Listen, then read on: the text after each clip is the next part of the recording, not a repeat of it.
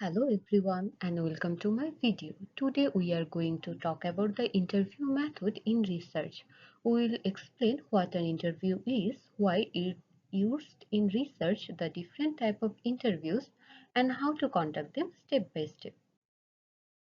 An interview is a verbal conversation between two people. In research, the purpose of this conversation is to collect relevant information from the respondent. This method is particularly useful for understanding people's opinions, experience, and behaviors more deeply. According to Namara in 1999, interviews help researchers uncover the story behind a participant's experience. They allow the interviewer to explore topic in greater depth, and they can also be used as a follow-up method when additional clarification is needed from certain respondent. Let's now look at how interviews fit within the broader landscape in data collection technique. Research data is divided into two main types, secondary and primary. Within primary data, we have quantitative and qualitative approaches. Under quantitative, interviews like personal or telephone interviews are common. Under qualitative methods, we use focus group discussions, depth interviews, and projective techniques. Based on that clarification, interview can be categorized into five major types: personal interview, telephone interview, focus group interview, depth interview, projective technique. A personal interview is a face-to-face, two-way communication between the interviewer and the respondent. It is useful, conducted in a structured format, and can occur in various settings, from door-to-door service to formal executive meeting. Conducting a personal interview requires thorough preparation. Typically, it goes through five stages. First round, rapport building. The interviewer should make the respondent feel comfortable and valued. By reinforcing that their opinions matter, the interviewers help ensure the conversation becomes a pleasant experience rather than a stressful one. Next, in the introduction, here the interviewer introduces themselves, explain the purpose of the interview, and mentions any sponsorship is applicable. Providing an introductory letter can also be help establish the legitimacy of the study. Then we move to probing. This is where the interviewer encourages the respondent to answer completely, freely, and relevantly. Let's now talk about the recording stage of a personal interview. At this point, the interview can either write down the responses while the interview is happening or take notes afterward. In some cases, if the respondent agrees, audio or video recording tools can also be used. Finally, we reach the closing stage of the interview. After completing all the questions, the interviewer should thank the respondent sincerely for their time and input. Now let's explore the telephone interview. In this method, information is collected by asking questions over the phone.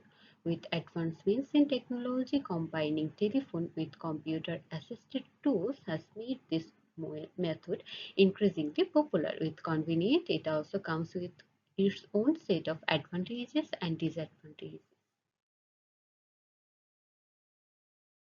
Next is the focus group discussion. This is an unstructured type of interview where a moderator leads the discussion among a smaller group of respondents. It is especially effective when exploring group dynamics and gathering diverse opinions on a specific topic. The depth interview is a non-directive in nature. Here the respondent is given the freedom to answer openly within their boundary of the research topic. This method helps uncover deeper insight and personal experience that might not surface in more structured interview. Now we turn to projective technique, which are used primarily in qualitative research.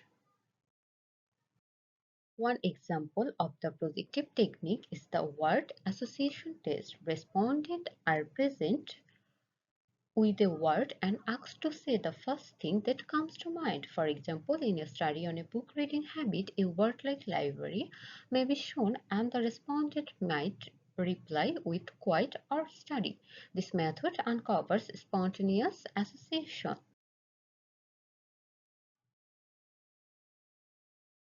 Here is a simple example. Different e-sources like e-book and e-journal are presented in clouds, and respondents are promoted to fill the missing one. This visual-based probing allows researchers to gather intuitive preference quickly and easily.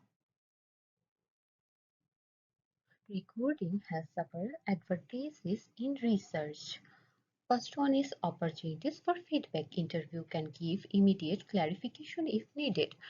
Next one is probing complex answers. The method allows interviewers to explore incomplete or unclear responses.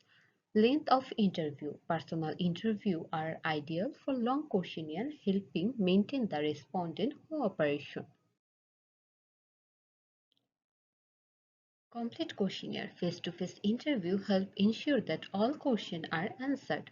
Proofs and visual aid. Interview can use supporting material like graphs or product sample to clarify question. High participation. Personal engagement can encourage more people to take part in the research.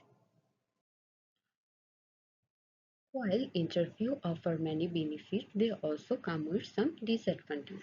First one is cost. Personal interview are more expensive compared to telephone, mail or online survey.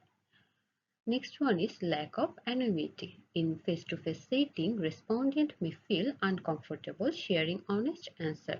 And the next one is necessity for callbacks. If a respondent is not available, interviewers may need to follow up with increases both time and cost.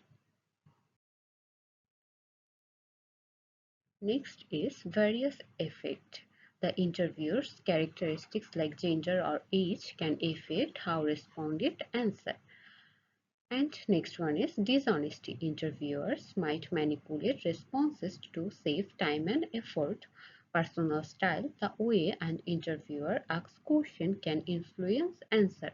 Global consideration, cultural norms in certain regions may prevent open communication, especially across gender lines.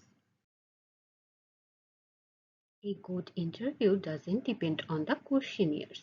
It also depends on the interviewer. Here are some essential qualities. Knowledge about the topic, able to structure the interview logically, ask clear and concise questions, be gentle and tolerant, steer the conversation back to back when needed, think critically to test reliability, remember key points during the session, and finally accurately interpret what the respondent says. After the interview ends, the work isn't over. Here's what to do. Check your tape recorder or recording device to ensure it worked throughout. Make notes on anything you wrote down and write down any additional observation like the respondent mood, tone, or behavior. These details give more context to your data. To conclude, interviews are a valuable data collection method in research. They follow the researcher to gather rich details and often original insights through face-to-face interaction. Because of the personal connection, the researcher can be more confident that the data collected is genuine, honest, and useful for the research purpose. Thank you. If you have any question, feel free to drop them in the comment section. Thank you so much for watching the video. Don't forget to like, subscribe and share with your fellow researchers.